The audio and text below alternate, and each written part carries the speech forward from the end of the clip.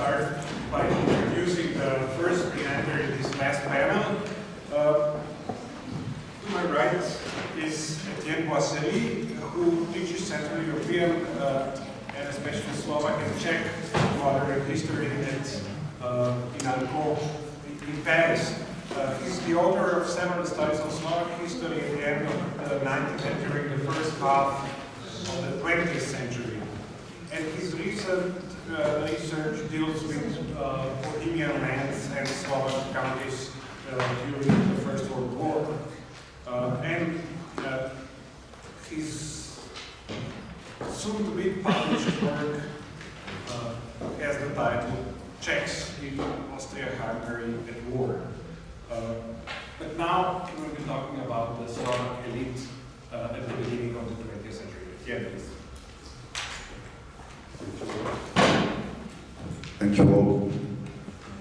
So this paper is part of a work in progress I started a few years ago regarding the social and family relationships in the Slovak patriotic milieu in the second half of the 19th century, beginning of the 20th century.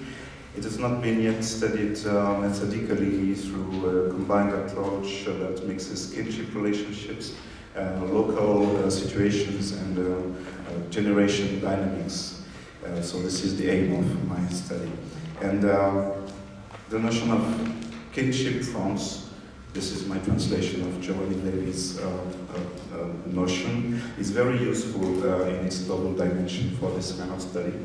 The first dimension that links families in the sense of non-co-resident groups with kinship links, relative by marriage or fictional kinship relations.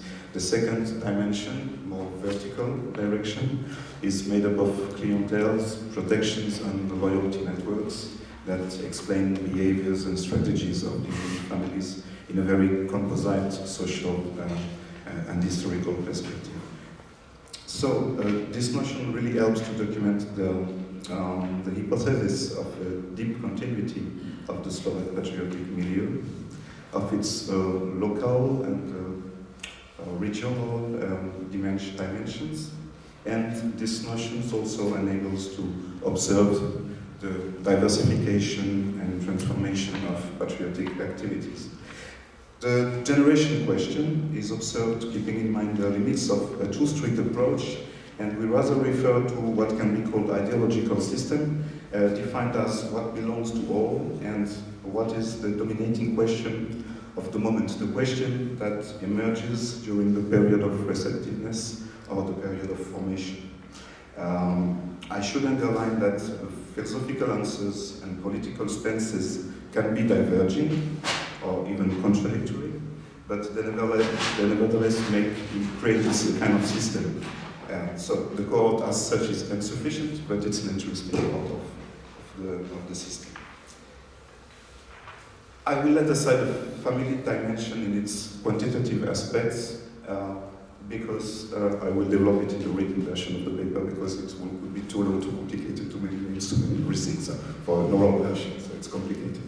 So I will just insist mainly on two aspects. The first one is the evolution of the networks from a geographical point of view, and the second is the generation term and the pillars and tools of the new approaches that are to be observed from the mid 1890s until the middle of the following decade.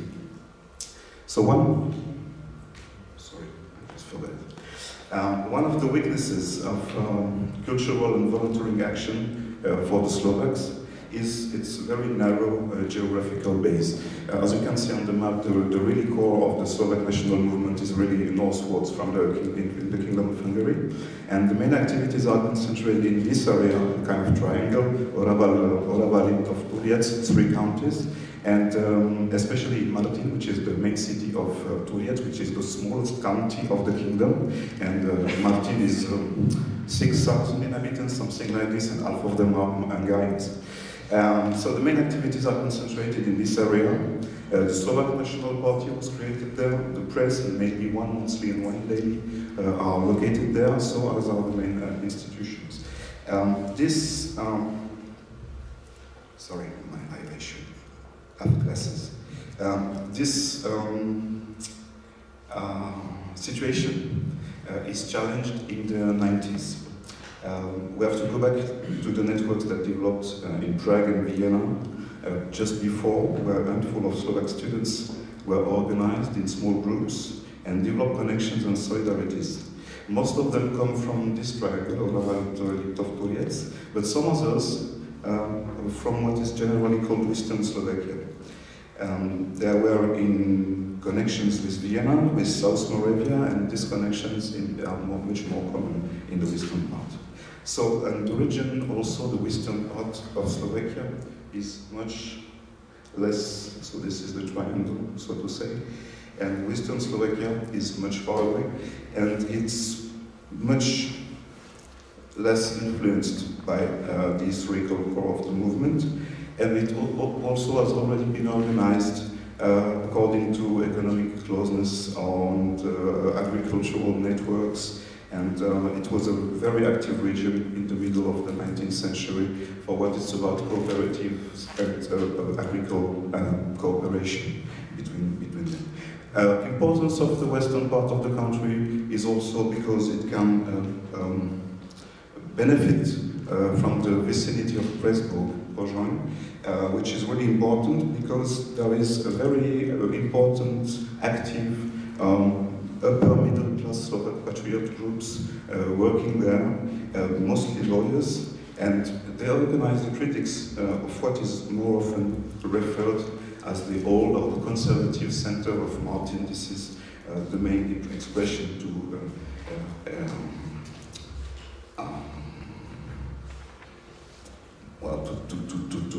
speak about this center of Martin. In the 90s, this is a moment of renewal under the effect of critics against the passive politics that the party initiated in the 70s. The most important impulse is for the renewal of this action is the class review, which is created in 1898 and will attract a new generation very critical towards Martin, and is headed by two important figures of the associative life of Vienna and Prague in the previous decade, namely Pavel Blaho and Vavro Šrobar.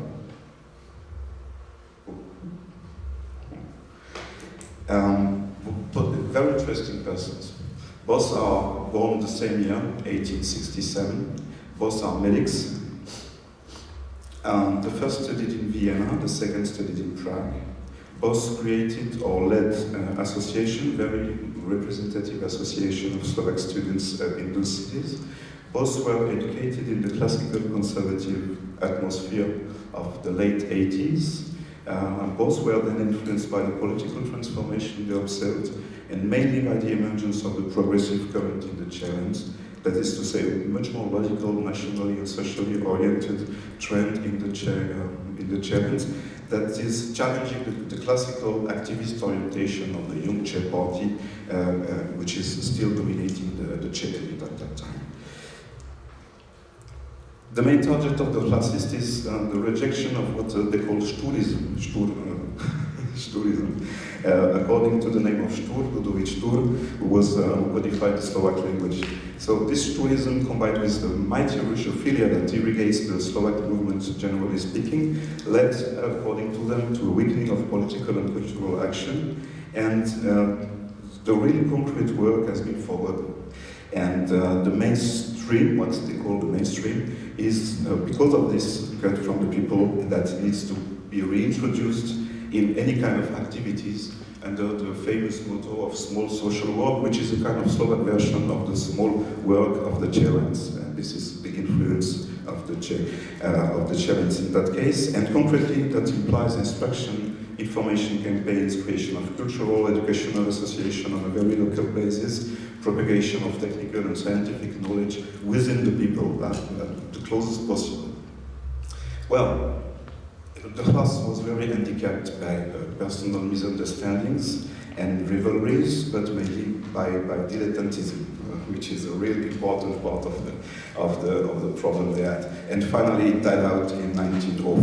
It there is many letters of people complaining against each other because they are much more talking in the Kershma than they are talking, than they are acting really.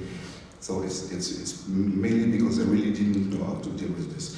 But nevertheless, if we consider the content, the main objective, the content and the impact of this, it can be assumed that the class actually shook the whole landscape and became the fireplace of an in-depth renewal that melted a new generation of young men, born mostly in the late 70s, beginning of the 80s, and stretched until the era of war after this generation took up the torch and created a new review called Prudi, which was explicitly referring to the class. So the very pillar of this renewal is instruction, and it applies to various fields of interest. I will deal mainly with peasants and youth, and I will hurry up. So the health question is one of the main concerns, probably because a lot of them are medics. And fight against alcoholism goes hand in hand with the emancipating economical fight. So it's a very important part of the economical fight. And the creation of abstinence circles is really an active part of their job. The development of this kind of networks is mostly important in the western part of Slovakia, where Pavel Donavo is very active near Skalica, where he was born, and he is acting. And this network goes growing. In 1904 is the first peak of activities of various associations, of instructions, conferences about dairies, about alcoholism, theater, non-professional theater, which is a really important part of their activities. And this dynamic spreads to agricultural cooperatives, from the biggest one, which is in Skalica, which is the oldest and the biggest, to other cooperatives that were in the surroundings. Or at the same time, small municipal libraries are open, sometimes in private houses when needed, sometimes with the help of the Catholic clergy, which is really important in the western part of Slovakia. And the third important step, as far as the West is concerned, will be the opening of the Catholic house. Opening of the Catholic house in 1905 on the main square of Skalica, so the city of Blau. And this house has been initiated by Blau himself, and it will transform Skalica in the capital city of the Slovak peasantry from 1906 onwards, because there are every year there are peasants' congress that are organized. Those congress last 3 or 4 days. They are full with conferences on technical progress, on political, economical instruction. A very important part of this zjazdy, of these conferences, are devoted to common moments, and especially lunches. If you go to the archives of those zjazdy, you see how cautiously they prepare what is surrounding lunch, what is about lunch, because they need to organize who is whom, and what is possible to do to create connections between people who don't know each other. So lunches are really much more important than the conferences, actually, and also walks in the surroundings. So as time goes by, the core of the participants enlarge, and step by step, including new activists attracted by what becomes a real challenge to the old center of Martin. So I'm really late, I guess, so I will shorten it. No, yeah. 7 minutes. Wow. So another very important part of this is the help of what's happening and the growing activity of people in Bratislava, and especially of two of them I didn't mention yet. Stefan Feiner and Josef Derer. I could mention another one, but I didn't find a good photography of him. Is Miloš Stefanović, who was called the enfant terrible of the Slovak politics, and was very important, Miloš Stefanović, in Bratislava at that time. So those men are really active. They are both lawyers. They were, for example, the lawyers for the people of the memorandum in Transylvania. There were 4 Slovak lawyers for the memorandists, and out of those 4, those 2 were. So they are very important to built the new networks with their sons, with their daughters, because the women are really important in that milieu, and some of their close friends. They keep going beside. Now, at the beginning of the 20th century, some Catholic leaders, and especially one called Ludwig, who will be MP at Parliament in Budapest, or a kind of handful of young Slovak social democrats, and all those people are born between 1876 and 1884, and they will be the very core of the active patriotic milieu in the next decades. At that moment, Stefanovic, so you don't know what he looks like, but Stefanovic is at the real top of his reputation, and this is an important clue of the mixing of the milieu. He's called from Bratislava to Martin to take the head of the Tatra Banka, which is the most important bank for the Slovaks, and which is in complete financial chaos because the people from Martin who dealt with it made big mistakes. So Stefanovic, even though he's absolutely ugly towards them, so he's called and he will take the head of the bank. So this is one of the clue of this new balance in the system of the Slovak political elite. Very important initiatives favoring the strengthening of those people and favoring the extension of their activity are the Luhačovice meeting. Luhačovice is a small city in southern Moravia, and Blau was a medic there. He was working in the summer, and each year from 1908, Slovak patriots, Slovak activists, will meet with Czech counterparts, and year after year, those meetings will afford them to know each other, to have better connections, friendship through a different network of associations. And this can be very useful during the First World War. This kind of connection they created at that moment. And last but not least, those contacts between the Czechs and Slovakia are also of great value because they help sending Slovak students, poor students, or forbidden to study in the Hungarian kingdom, to the Czechs.